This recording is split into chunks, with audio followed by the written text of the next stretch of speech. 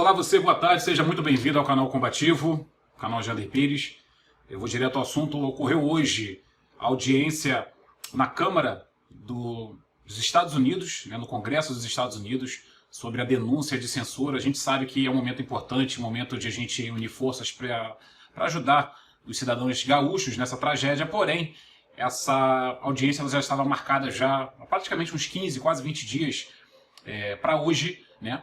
E o nosso porta-voz ali, o nosso jornalista Paulo Figueiredo Filho, ele deu o seu depoimento nessa audiência. Vem assistir comigo, vamos lá. Por favor, faça sua apresentação. Senhor Presidente, membro Wild e membros distintos do comitê, meu nome é Paulo Figueiredo e eu sou a prova viva que respira das violações de direitos humanos no Brasil. Por fazer o trabalho de um bom jornalista, eu fui censurado e meus bens estão congelados e meu passaporte brasileiro foi cancelado. Tudo sem processo legal. Eu venho de uma família com um longo legado de lutar contra a tirania. Meu bisavô, o general Euclides Figueiredo, liderou uma revolução contra o ditador mais brutal do Brasil, Getúlio Vargas. Por isso, ele passou anos na cadeia. Seu filho, meu avô, João Figueiredo, se tornou o 38º presidente brasileiro em 1979. Com a tarefa de acabar o regime militar. Como presidente, ele deu anistia, teve eleições livres, permitiu múltiplos partidos políticos e, ao final do seu mandato, pacificamente deu de volta o poder a civis, restaurando a democracia plena no Brasil.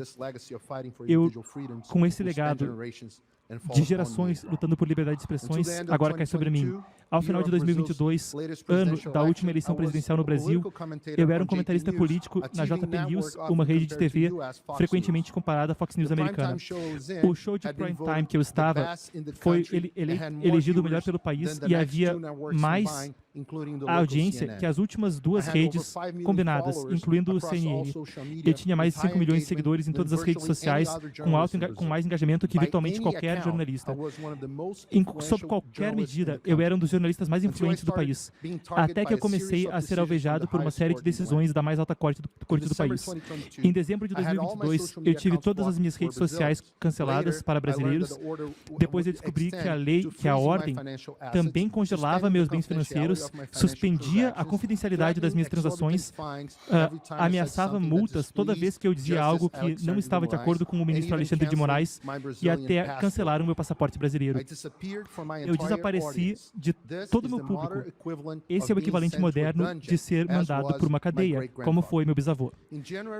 Em janeiro de 2022, depois da posse de Lula e as revoltas de 8 de janeiro, o Congresso brasileiro teve um caso contra a JP News, acusando o caso de financiar a revolta e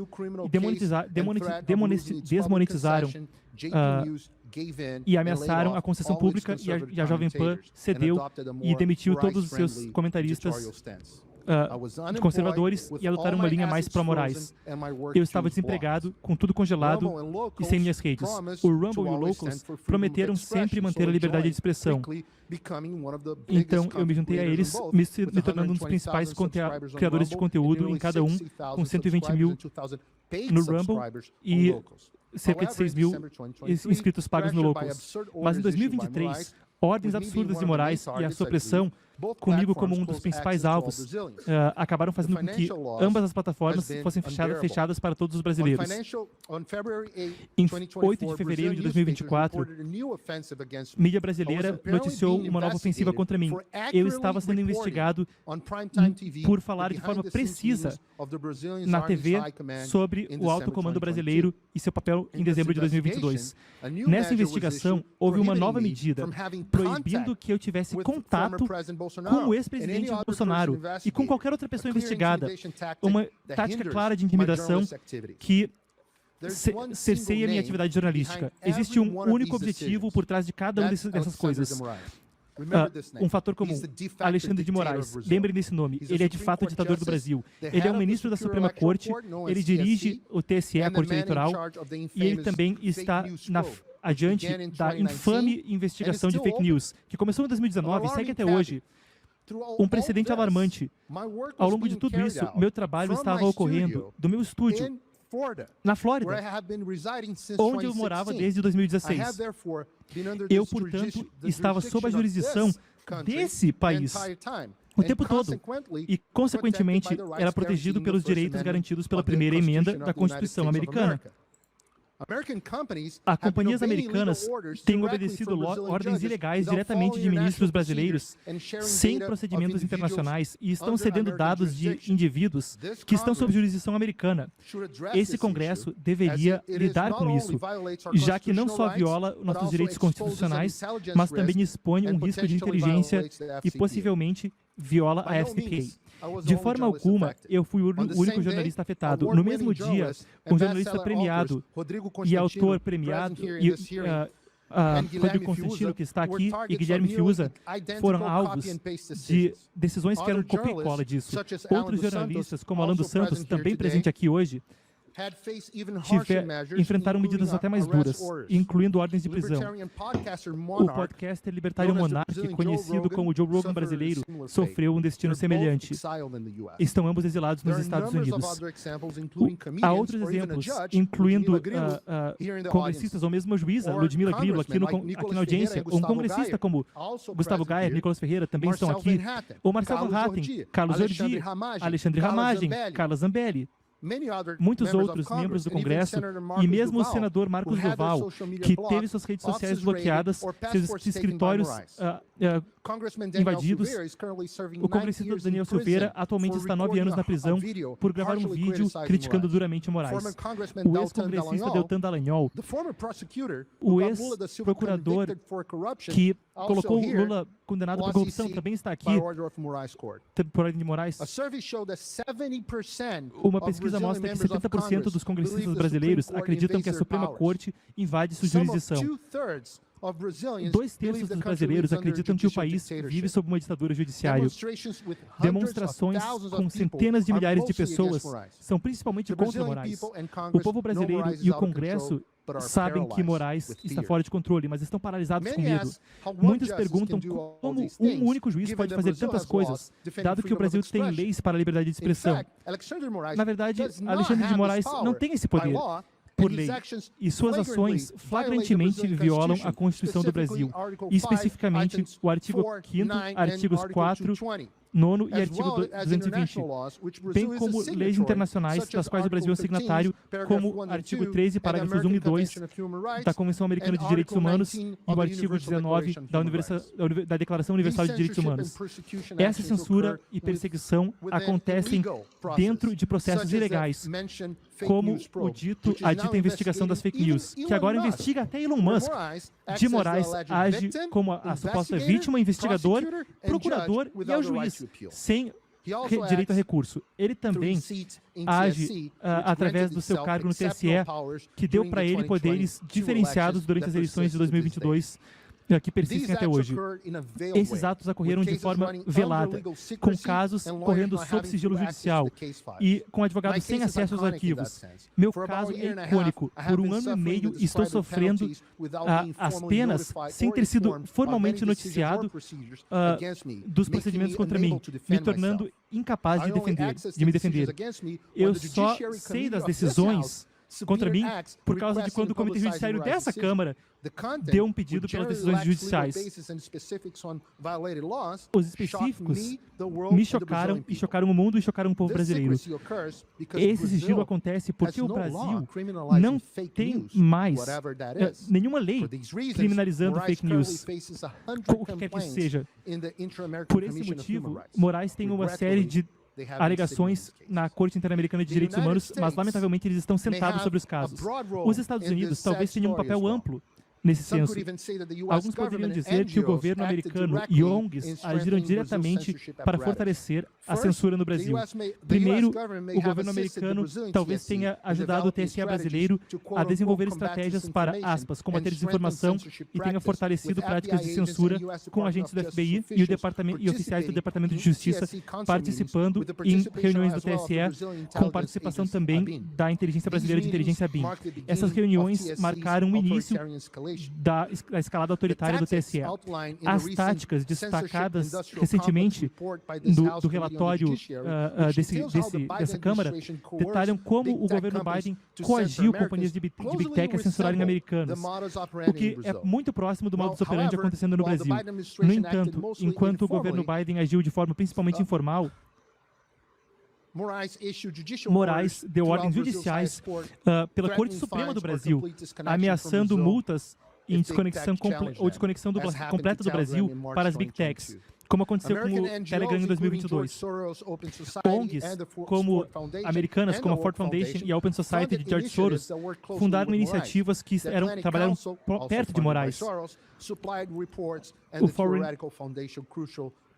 cederam relatórios cruciais para sua investigação de fake news. Mas talvez a campanha sistemática que usou todo o poder soft power da democracia americana em uma chamada campanha discreta para proteger a democracia brasileira, de acordo com um artigo do Financial Times. Isso incluiu ações sigilosas de altos oficiais americanos, como o diretor da CIA e o Conselheiro de Segurança Nacional de Biden, que ameaçaram oficiais, militares e políticos brasileiros com sanções para garantir que Moraes não tivesse qualquer desafio. É estarrecedor porque os Estados Unidos, tradicionalmente que promove liberdade de expressão e democracia, usaria seus principais oficiais para apoiar a censura e para apoiar um presidente alinhado com China, Rússia, Hamas, Cuba, Venezuela, cartéis de drogas e oposto a interesses americanos globalmente e que mesmo mina o dólar como uma moeda global. O diretor da CIA, William Burns, e outros oficiais do governo Biden continuaram pressionando oficiais do governo da Silva, ajudando oficiais do governo Lula da Silva e o TSE a, aspas, combater desinformação. O que nós sabemos agora é uma palavra para censurar discurso desagradável. Além disso, uma delegação brasileira que apoia o regime de Lula da Silva, incluindo uma congressista do Partido Comunista, visitou Washington, D.C. semana passada para encontrar membros do Partido Democrata e outros congressistas. Senhor presidente, você sabe muito bem dos imensos desafios que você teve que superar para que essa audiência ocorresse. Bem, no Brasil, no final das contas, cabe ao povo brasileiro resolver seus próprios problemas, mas é importante que os Estados Unidos da América novamente sejam uma força para a liberdade e não mais uma para a censura. O Congresso dos Estados Unidos tem enormes poderes sob sua jurisdição. Peço que os use. Primeiro, garanta que o regime Moraes-Lula pare de operar nas sombras, como está em João 8:32, saberás a verdade e a verdade vos libertará. O Brasil tem que estar mais frequentemente em audiências e o Congresso tem que usar seus poderes para trazer luz ao fato. Congressistas, visitem o Brasil. Eu falo por parte dos congressistas brasileiros aqui. Vocês são bem-vindos no nosso parlamento e a sua presença trará visibilidade maior do que nós temos tido. Segundo lugar, usem poderes de supervisão contra políticas do Poder Executivo que afetam não só as liberdades no Brasil, mas os interesses do governo americano no mundo todo, alimentando regimes hostis à América como a China. Terceiro, recursos indo para a OEA. O pagador de imposto americano não deveria estar dando recurso para agências que não estão fazendo os interesses do povo. Por fim, sanções a oficiais brasileiros que violam sanções a oficiais que violam as liberdades do povo brasileiro. Isso é o que imploro de vocês por parte de milhões de brasileiros. Deus abençoe a América, Deus abençoe o Brasil. Traduzindo melhor, no final ele falou sanções a pessoas, organizações, etc., que ameaçam a liberdade de expressão no Brasil. Uau! Uau, foi histórico, gente. Pra gente, isso aqui é um pouco complicado, né? Porque fica ali o Paulo Figueiredo falando, aí tem o dublador, o Marco, da Epoch Times, tá de parabéns, fez um trabalho brilhante, foram mais de 2 horas de audiência, né? E inclusive tinha muitos parlamentares, né? Tinha ali um advogado também da esquerda, parlamentares democratas, do qual eles praticamente embargaram ali o andamento da audiência com insinuações sobre Bolsonaro. Parecia que ainda estava em período eleitoral, falando do Bolsonaro, que ele é machista, ele é homofóbico, enfim, ele foi um negacionista, ele quis o golpe. O tema central dessa audiência é sobre as ações de Alexandre de Moraes, as ações arbitrárias de censura aqui no país, sendo que a esquerda, como não tinha argumentos, eles miraram o seu canhão em Jair Bolsonaro, que não estava em questão, e ainda assim, fazendo aqueles velhos chavões, né, do PT aqui do Brasil. Por isso que aquela cúpula Jandira Fegali e Elisiane Gama estiveram semana passada em Washington, né, nos Estados Unidos, provavelmente para poder ensaiar essa argumentação aí. Então eles ficaram dando círculos, embargando ali, interditando ali o debate, ali, a audiência, na verdade, que não é bem um debate, é uma audiência onde cada um tem o seu momento para se pronunciar. E o Paulo Figueiredo, ele, em determinado momento, ele respondeu: eu não estou aqui para falar de Bolsonaro, eu não estou aqui para falar da ditadura que aconteceu em 64, eu estou aqui para falar sobre o que está ocorrendo hoje. Inclusive, o presidente da casa, ele deu uma dura em uma das parlamentares, né, democrata. Ela estava justamente ali desvirtuando o tema, fazendo inclusive uma tabelinha ali com o advogado de esquerda que estava presente, e o presidente da Câmara, ele fez uma intervenção falando ali que ela estava fazendo uma espécie de distração durante a audiência. Enfim, inclusive teve um episódio também interessante, do qual uma multa que Alexandre de Moraes ele deu para o Lula, né, sobre uma das tantas fake news que ele fez aí durante o período eleitoral, uma multa de R$250 mil. Eles utilizaram essa multa, essa ação de Moraes feita na semana passada para argumentar que o STF ele é imparcial, né? Ou seja, foi ridículo nesse momento, cara. A gente sofre aí praticamente 5 anos com ações arbitrárias, persecutórias e políticas do STF, e eles quiseram pôr na mesma balança uma multa de semana passada de R$250 mil. Eu até estranhei, eu tomei um susto, falei, o STF, o TSE, perdão, eles multando Lula, eles utilizaram hoje essa argumentação, dizendo que o Moraes ele era imparcial em razão dessa multa, né? Para encerrar aqui, para o vídeo não ficar muito extenso, eu vou pôr aqui uma colocação também de uma parlamentar americana, Elvira Salazar, né, ele está legendado esse vídeo, do qual ela faz uma declaração arrebatadora, e a gente pode sacramentar aí que a fama, né, do Alexandre de Moraes é internacional. Olha comigo. Unfortunately, while I was doing my research, I just came to the conclusion that now Brazil not only has a convicted felon for political corruption as president, Ignacio Lula da Silva, but now has a totalitarian operator as the Chief Justice of the Supreme Court, called Alexandre de Moraes. Wow.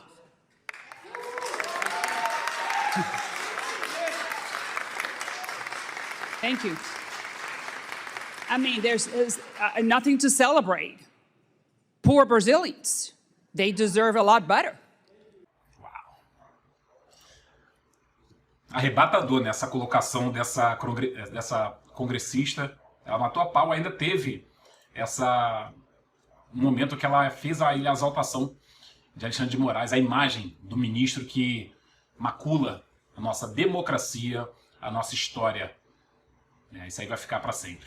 Gente, para você que assistiu até aqui, gostaria de pedir somente isso, que vocês dêem o like de vocês no vídeo, que vocês compartilhem. Por que acontece? Desde 2022, né, essa página, esse canal que era chamado Termo de Direita, ele tomou um shadow ban, né, da plataforma YouTube, que era um canal de grande alcance. Nós tínhamos aí vídeos de até 1 milhão de visualizações, né, e como a gente levava o nome direita no canal, o canal ele tomou um shadow ban onde os vídeos hoje praticamente não têm alcance, né? Inclusive eu recebi uma mensagem da própria plataforma do YouTube pedindo que eu fizesse a mudança da característica do canal, o nome, enfim. Por isso que o canal hoje ele virou combativo. Certamente você que está assistindo aqui, você acompanhava o Termo de Direita, que foi praticamente extinto, né, no período ali onde diversos canais em 2022, pré-eleitoral, eles foram perseguidos, né? E hoje a gente tenta fazer um trabalho aí mais autoral. Eu tive que fazer essa mudança aqui, mas também é um prazer enorme estar com vocês. Então, para você que assistiu até aqui, deixa seu like aí, compartilha, deixa seu comentário, o que você achou das colocações de Paulo Figueiredo Filho, da parlamentar americana, a Elvira Salazar, sobre Alexandre de Moraes. Eu estarei em alerta aqui, se houver algo mais relevante, eu trarei para vocês. Muito obrigado para você que assistiu até aqui. Até o próximo vídeo.